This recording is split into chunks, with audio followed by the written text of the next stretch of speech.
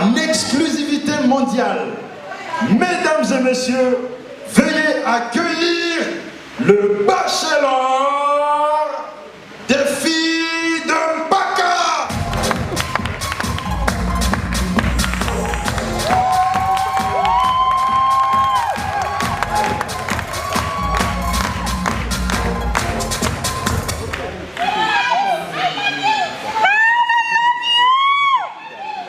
Calmez-vous, calmez-vous.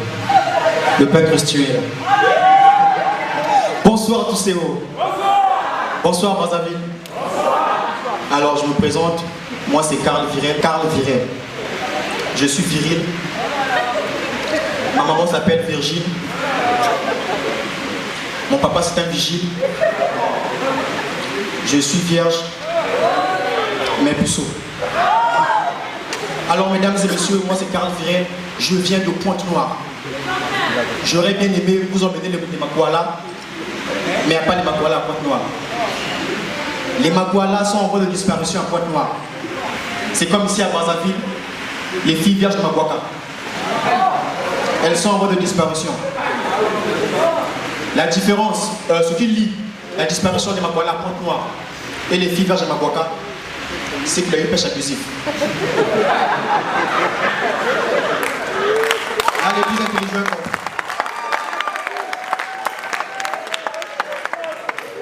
Et moi je viens de Mpaka. Mpaka c'est un quartier de Pointe-Noire. Partout où je passe, je dis toujours que non. Mpaka c'est le meilleur quartier de Pointe-Noire. Pointe-Noire sans Mpaka, il n'y a pas de sens. Pointe-Noire sans Mpaka, ce n'est pas beau. Pointe-Noire sans Mpaka, c'est comme Ella Kamara sans make-up. C'est pas beau à voir. Et moi je viens de ce quartier. Et moi en Mpaka, je suis le bachelor des filles de Mpaka. En venant ici à Brazza, un pote humoriste m'a dit que quand tu pars à Brazza, tu seras maintenant le bachelor des filles de Mabwaka. Est-ce qu'il y a des filles de Mabwaka dans la salle? Ah, elles ne sont pas là. Pêche abusif. Est-ce qu'on va plus ensemble? Moi, en venant à Brazzaville, il y a mon père qui a eu à me faire cours d'écologie. Il m'a dit que quand tu pars à Brazzaville, c'est important que je te forme en écologie. Et mon père m'a donné cours. Il m'a dit qu'il existe 3 types de pollution. Il y a la pollution de l'air ou atmosphérique, la pollution de l'eau ou hydraulique, la pollution de la terre ou terrostonique. Bon, ce qui est vrai à la fin. Et mon père, il a horreur de ceux qui polluent l'air. Bon, il est important de définir c'est quoi la pollution de l'air. À quel moment il y a la pollution de l'air? Il y a la pollution de l'air lorsqu'il y a un polluant dans l'atmosphère. Exemple d'un polluant, le CO2 de la mauvaise haleine. Il faut se brosser, c'est important. Brossons-nous. Quand on se brosse, on est écolo, on préserve l'environnement. Donc on va regarder son voisin de gauche ou de droite, on va lui dire, est-ce que tu es écolo? On verra qui est écolo, qui ne l'est pas. Essaye, je vous attends. Ah là, il y a monsieur qui fait ça. Est-ce que tu es écolo? Et même ma mère, elle est écolo. Hein? Ma mère, elle aime les hommes écolos. Les hommes qui ne parlent pas beaucoup. Les hommes écolos. Même mon père, il est écolo. Comme le monsieur, il est écolo. Moi, quand mon père m'a raconté la façon de la draguer, ma mère m'a dit que quand ta mère, elle aime tellement les écolos, que quand j'ai pris son téléphone pour mettre son numéro, après j'ai mis l'argent. C'était 200 francs pour qu'elle paye le pain. Et vous savez, moi, à chaque fois que mon père rentre à la maison, ma mère pose toujours les mêmes questions à mon père. Chérie, qu'est-ce que tu as fait de ta journée? Et mon père, bête qu'il est, c'est filmé. La partie on a coupé sur le montage. Mon père, amoureux qu'il est, il reprend ma mère. Chérie, tu sais, aujourd'hui j'ai vu ceci, j'ai vu cela, j'ai touché ceci, j'ai touché cela. Il raconte sa journée dans les moindres détails. Et je demande à ma mère, maman, pourquoi tu poses ces questions à papa? Et ma mère me dit qu'une bonne femme doit savoir comment s'est passée la journée de son. C'est important. Et après, elle ajoute que toi aussi, ta femme va faire pareil. Ah, moi, je m'en réfléchir.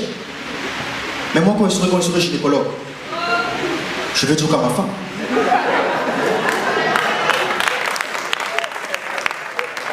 Je vous laisse imaginer. Donc, je peux encore voir mon père Pour le deuxième cours, mon père me dit que non, Karl, il faut savoir qu'il existe plusieurs ressources. Il y a les ressources non renouvelables et les ressources renouvelables. Exemple, les ressources non renouvelables, les fiches vierges de Mokwaka. Ce sont des ressources non renouvelables. C'est quoi une ressource non renouvelable? Une ressource non renouvelable est une ressource qui ne s'épuise une fois utilisée. Là, j'ai bien compris. Et je dis, papa, c'est quoi une ressource non renouvelable, une ressource renouvelable? Il me dit qu'une ressource renouvelable est une ressource qui ne s'épuise jamais. Exemple, la carrière de Kofi Olomide. Le vieux, il a commencé la carrière, mon père, il avait 13 ans. Aujourd'hui, mon père est à la retraite. Il est toujours là. Et mon père, il écoute plus Kofi, depuis Kofi a commencé à faire du rap. Biberon. Du coup, mon père, il est maintenant parti écouter KS Blue. Mon père, c'est un chrétien. Mon père, il est très spirituel. Mon père, l'histoire qu'il préfère le plus de la Bible, c'est l'histoire de Jésus. Jésus sur la croix. Le premier gars qu'il faut entrer au ciel, c'est un voleur. Quand Jésus monte au ciel, il dit qu'il reviendra comme un. Dans la tête de mon père, être voleur, c'est un petit divin. Donc, pour lui, tous les voleurs de Mpaka sont des potentiels de Jésus.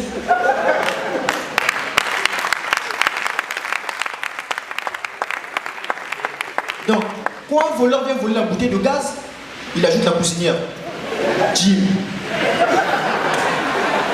Quand un voleur vient voler le lit, il ajoute les draps. Ma bonza. On ne sait jamais. Peut-être que c'est Jésus. Et on nous a volé toute la maison. Du coup, mon père décide que je sois le futur voleur. Jésus. Donc mon père, il est même parti m'inscrire à l'école nationale des voleurs. Bon, en fait, mon père voulait que je sois un policier routier.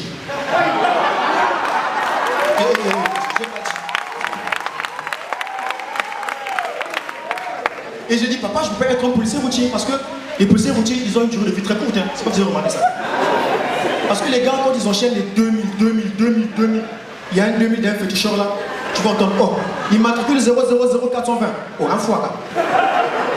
Naïki, oh, mais il a mangé les 2000 d'un féticheur. J'ai dit que je ne peux pas mourir très tôt. Du coup, je vais être un voleur normal, un voleur standard. Je me suis mis à voler partout, j'ai volé partout. Mais il y avait un endroit que je n'avais jamais volé. Dans une église. Donc je décide d'aller voler dans une église. J'arrive dans l'église, je vole tout le monde. Il manquait une personne, le pasteur. J'arrive, quand j'allais voler le pasteur comme ça, il dit Amen. Du coup, je me suis bloqué un peu comme ça. Mais comme un vrai garde de Mpaka qui se respecte, qu'est-ce que je fais? Je prends son téléphone, je mets dans ma poche. Et je dis, homme de peu de foi, mon peu périt faute de connaissance. Je vous ai dit quoi? Que je reviendrai comme un. C'est important. Applaudissez. Là, je remarque dans la salle, on a la présence de plusieurs autorités, c'est important. Mais vous savez, nous les Congolais, on respecte les autorités. Mais il y a une autorité que tous ici, on ne respecte pas. Non. Il y a au moins il est respecté. Parce que quand tu coupes le courant, vous boudez, mais vous restez calme. Mais il y a une autorité, lui quand il parle, vous boudez, vous ne faites rien aussi. Les chefs de quartier. Vous voyez. Le chef du quartier est la seule autorité que personne ne respecte. Quand le ministre de l'Intérieur a dit que non, 20h, celui qui sort, délinquant, on était chez nous. Mais quand le chef du quartier vient de ta parcelle, il dit que non, monsieur, vous ne sortez pas, vous rentrez pas, vous dites, c'est le chef du quartier, il faut le respecter. Les chefs du quartier ne sont pas respectés. Et vous savez, pour être chef du quartier, il y a 4 critères à remplir. Primo, il faut avoir au moins 60 ans d'âge. Secondo, être traité du CFCO. C'est important. Tertio, avoir au moins 3 femmes. En 4e position, il faut être sorcier. Voilà. Parce qu'un chef du quartier qui se respecte doit être sorcier quand même. Quand tu n'es pas sorcier, un autre chef du quartier, il vient chez toi la nuit. Hein. Le jour, c'est toi le chef. La nuit, c'est lui le chef. Et les chefs du quartier, ils sont partout. Quand on voit une parcelle, ils sont là. Quand il y a les litiges de famille, ils sont là. Quand il y a les cahiers funéraires, les cahiers de veille, ils sont là. Quand il y a les litiges de parcelle, ils sont là. Non, ils ne sont pas là. Et là, c'est un chef de quartier qui dit non, oh, mais chef du quartier, quand on a vendu cette parcelle, tu étais là, non? Il va dire, hey, petit, je blague avec moi. Tuez-moi la nuit. Les chefs du quartier sont partout, avec leur tenue kaki, comme les élèves de Langue-Édouard. Alors là, on confond collégiens, lycéens, chefs du quartier, kaki. La seule différence, c'est le chapeau. Même les policiers routiers, on confond collégiens, lycéens, policiers routiers, eux tous, bleu ciel, bleu de nuit. La seule différence, c'est le dossard. Sinon, tous sont les élèves. Les chefs du quartier ne sont pas tellement respectés que moi, dans ma classe, j'avais eu un ami qui s'appelait Merveille. Merveille, à chaque fois que l'additionnaire entrait dans la classe pour chasser les élèves, Merveille, il restait, pensant qu'il devait l'école. Moi, je dois l'école. Je sais que je dois l'école. Quand l'additionnaire entre, je sors. Merveille, qu'est-ce qu'il fait? L'additionnaire entre, Merveille reste. Ça devient une routine. Du coup, l'additionnaire entre une fois dans la classe, il me dit, quand tu dois, tu sors toujours. Je lui ai dit, moi, mon père m'a toujours dit, si je dois l'école, je dois. Il me dit, c'est très sage. Mais toi, Merveille, pourquoi tu restes? Merveille dit, moi, mon père m'a toujours dit, si je dois l'école, je dois. Mais c'est qui ton père? Oh, c'est le chef du quartier. Ah, sors. Est-ce qu'on peut applaudir, s'il vous plaît? Les chefs du quartier ne sont pas respectés. Même mon père, même s'il prie, respecte les chefs du quartier. Mon père, quand on faisait le cours pour l'écologie, il me donnait des conseils, il ne faut pas polluer l'environnement, c'est pas bon, la bouche de zone. Après, il a lâché une information vraie. Il a dit que quand vous polluez la bouche de zone, vous risquez de faire la prison. Parce qu'en France, il faut savoir qu'un prisonnier gagne 380 €. Un prisonnier qui fait des travaux pénitentiaires, c'est-à-dire un prisonnier qui lave les assiettes, qui balaye, qui nettoie les habits des autres. Il est payé à 380 €. Mon frère Milos, il était près de moi. Qu'est-ce qu'il fait? Il prend son passeport, il part à l'ambassade, il part faire une demande de visa. 2 jours plus tard, on l'appelle. On dit, Milos, on a vu une personne, vous partez pour faire quoi en France? Et il y a Milos qui dit que non, je pars en France pour aller travailler. Donc quoi? Dans la prison. Après on dit que vous partez en France pour la prison? Il dit oui, je ne vais pas faire la prison. Après il dit que non, comme on est chez nous, Saloni tata, Saloni maman. Après on lui demande, ça veut dire quoi? Je ne sais pas. En français, il n'y a pas de sens. Après, il y a Milos, chose curieuse, il a eu son visa. Il part en France. Il arrive à Charles de Gaulle. Il veut déjà faire la prison. Quand il arrive à l'ambassade, il dit, à l'aéroport, il descend. Il devrait pour commettre un délit. Il dit, Kani, écoute quoi? Il sort de l'aéroport, il prend un taxi. Le taxi l'a mis à destination. Il descend, il prend une pierre, il casse la pare-brise de la voiture.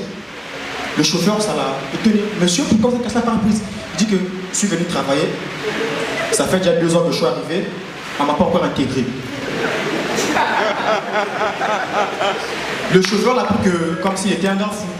Le chauffeur veut démarrer, il casse la 2e pare-brise. Le chauffeur s'énerve, il appelle la police, il dit, ah mais c'est ça que j'attends. T'as mis à la police.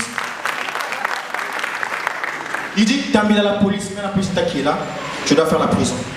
Et là, on l'amène au PSP, on lui demande d'expliquer. Il dit que je suis venu travailler, je vais faire la prison. Donc j'ai cassé les 2 pare-brises, mettez-moi en prison. On dit que monsieur Milos, il ne peut pas être en prison, c'est un délit mineur. C'est trop faible faire la prison. Que fait Yamilos? Yamilos regarde un peu ce qui est devant lui. Zinedine Zidane, KO. Yamilos met le policier KO. Il dit bon, là il est KO, mettez-moi en prison, je vais aller travailler. Après, le gars dit donc, bon, là il est évanoui, il n'est pas mort, donc il n'y a pas de prison. Yamilos dit, regarde, rêve. J'ai pas encore fini. Fais semblant. Fouille, personne. Quand le gars meurt, on met Yamilos en prison. Yamilos est condamné à 10 ans de prison. Or, il faut savoir qu'un prisonnier qui fait des travaux pénitentiaires gagne 380 €. Sur une année, ça fait 4 150 €. Lui, il va faire 10 ans. Ah, vous voyez, hein? Sur 10 ans, il aura 46 500 €. Vous, monsieur, vous travaillez, vous gagnez combien? Lui, quand il sort de prison, il sort avec 30 225 000 francs CFA. Il sort millionnaire. Vous, monsieur, vous gagnez combien? Depuis que vous avez commencé à travailler, est-ce que vous avez gagné combien?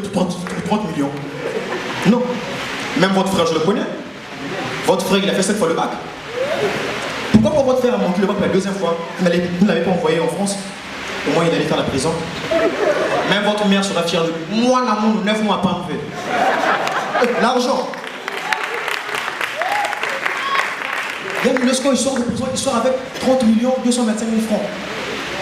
Même quand tu verras même les enfants de Yann Lusco, c'est avec tes amis. Tu entends, l'autre va dire, moi mon papa, il est médecin. L'autre va dire, moi mon papa, il est infirmier. Moi mon papa, il est banquier. L'enfant de Yann Lusco. Moi mon papa, c'est un prisonnier. En France. Ah, d'accord. Merci, c'était Gabriel. Waouh, waouh, waouh, waouh. Maximum de bruit, mesdames et messieurs.